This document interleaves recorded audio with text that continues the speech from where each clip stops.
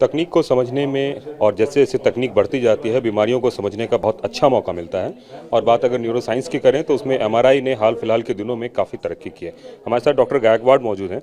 Sir, एक बात बताएं कि फिलहाल अभी 1.3 और 1.5 एंड 3 टेस्ला की हम लोग बात करते हैं, क्या कोई हाई फील्ड रिजोल्यूशन टेस्ला की भी लाने की बात हो रही है?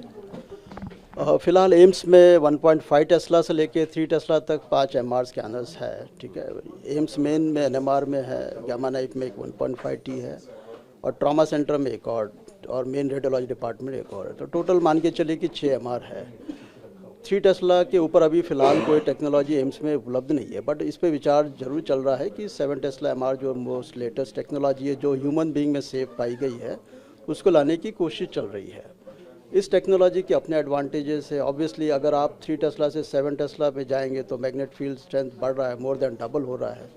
तो नेचुरली जो एबिलिटी है ब्रेन को इमेजिंग की जो माइन्यूट डिटेल्स है वो अनरावल करने के लिए आई थिंक 7 टेस्ला बहुत कारगर साबित हुआ अभी तक के। और स्पेशली कुछ डिजीज़ेस में जैसे कि ड्रग रिफ्रैक्टरी एपिलेप्सी है, ब्रेन ट्यूमर्स है, स्ट्रोक है, इस तरह के इमेजिंग के में बहुत काफ़ी तरक्की हुई है 7 टेस्ला एमआर में। क्या आप लोगों को रिसर्च में कुछ पता चला है कि मान लीजिए एपिलेप्सी हम 1.5 पे करते हैं तो क्या रिजल्ट होगा, 3 पे करते हैं तो क्या होगा, और 7 पे किया है तो उसका क्या परिणाम आया? 1.5 टी से लेके 3 टेस्ला में हमें 1.5 टेस्ला पे मिला नहीं है क्योंकि उसकी इमेज क्वालिटी बहुत अच्छी नहीं थी, बट 3 टेस्ला में ज़रूर उसमें हमने डिटेक्ट किया है। तो ऐसे इसमें काफ़ी जब एक बार लीजन मिल जाता है और हमें पता चलता है कि इसी की वजह से पेशेंट को दौरे पड़ रहे हैं या सीजर्स हो रहा है, तो अगर उसको मेडिसिन से जब क्योर नहीं होता है तो उसको सर्जिकली एक्सरसाइज कर देते हैं, तो उससे सीजर कंट्रोल हो जाते हैं या तो ड्रग के साथ या विदाउट ड्रग के साथ। और अगर यही चीज़ 7 टेस्ला पे देखें तो 7 टेस्ला पे ज़रूर इसका इम्प्रूवमेंट है। कुछ हमें इसका पर्सनल एक्सपीरियंस नहीं है, बट जो लिटरेचर है अवेलेबल उसमें देखा गया है कि जो बहुत ही माइन्यूट डिटेल है माइक्रोस्कोपिक लेवल पे वो 7 टेस्ला एमआर पे भी पता चलती है, और वो डेफिनेटली उसमें बेनिफिट होगा जिसमें पेशेंट का कोई और कॉज पता नहीं चल रहा 3 टेस्ला पे। परसेंटेज वाइज कितना सक्सेसफुल है?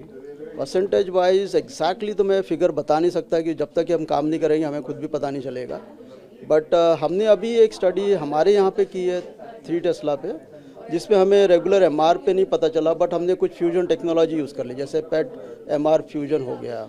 दूसरा एक हम जिसे कहते हैं एमआर में आर्टेरियल स्पिन लेबलिंग टेक्निक, तो उसमें हमने पाया है कि कुछ केसेस में जिसमें रूटीन एमआर नॉर्मल था उसमें ये 2 टेक्निक के कॉम्बिनेशन से कुछ लीजन्स डिटेक्ट हुए हैं। तो उसमें डेफिनेटली पॉजिटिव फाइंडिंग्स है। सिमिलरली इसी तरह हम एक फ़िलासफ़ी प्रपोज कर सकते हैं कि 7 टेस्ला पे डेफिनेटली ज़्यादा डिटेक्शन रेट बढ़ेगा। एक आखिरी सवाल, क्या ये मरीजों के लिए सेफ है? मरीजों के लिए बिल्कुल सेफ़ है, और सेफ्टी एस्पेक्ट के लिए एक रेगुलेटरी अथॉरिटीज़ होती है, जैसे यूएस में एफडीए है, इससे अप्रूवल मिल चुका है 7 टेस्ला को क्लिनिकल इमेजिंग के लिए। कैमरामैन निरंजन के साथ कुमार कुंदन, टीवी 9।